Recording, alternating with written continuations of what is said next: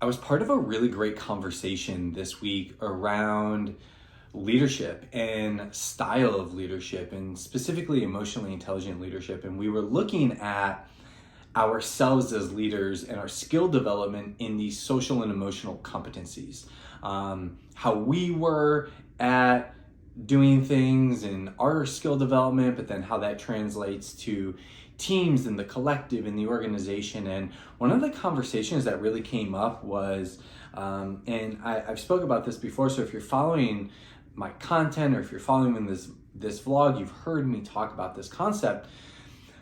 But it was really distinguishing between the top-down leadership and the circle style of leadership, the co-created rather than authority, power, fix. And a lot of folks step into leadership through the lens of fixing. I got to go in and fix. I got to go in and have all the answers.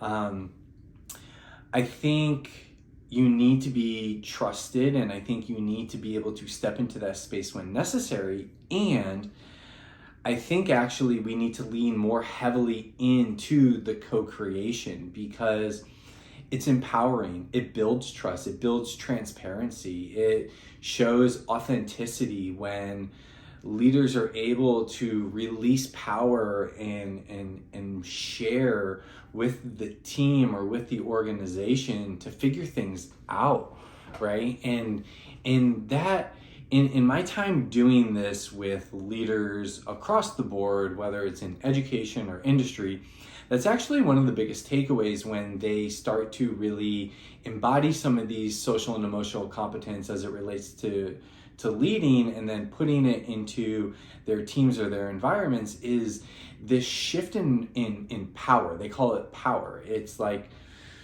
I feel like I have to control it all. And then when I step into this space and I create it and I lead with some of this work related to our emotions and how these things come together and how we're more efficient and effective and transparent and collaborative, there's this breath that almost gets to exist. They take this breath because they're not holding the control, they're not holding the power. They're able to spread it out. They're able to give it to other people and really work together rather than I have to know it all. That's a big burden for leaders. That's a lot of stress to feel like you need to know all the answers, to feel like you need to come in and do the thing. And, you know, it can also be performative in a sense where the authentic side of leadership is showing up for your people, empowering them, giving them agency and ownership, and being transparent and being able to own what you know and own what you don't know and utilize and leverage one another. And so it was just a really interesting conversation. It actually stemmed into the category of responsible decision making and around letting folks kind of be empowered with choice and being okay not to be the decision maker, and the what happens in that process. And so it was really cool. It was interesting. I'm definitely going to spend more time kind of unpacking it a little bit and really thinking about it. But it's that theme that keeps coming up of around this idea of emotionally intelligent leadership is not a top-down approach. It's not a I'm coming in to fix approach. It's not a control approach. It's not a power approach. It's we actually all share power. We all share control. We co-create everything that we do together. And so how do we leverage and utilize our roles? How do we come together collectively to really be able to be effective and efficient with what we want to do?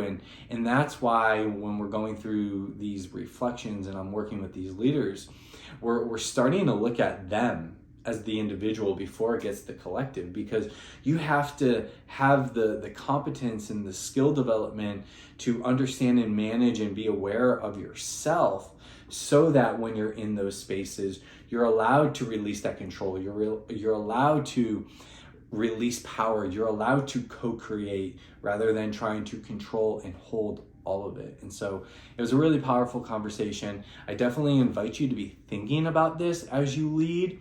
You know, are you someone who has to jump in and fix? Are you someone who lets kind of things be a little messy, or be in the process with people, or allow people to go through what we like to call productive struggles, to find their own conclusions, to test and trial things out, to potentially even fail and that be a lesson in and of itself?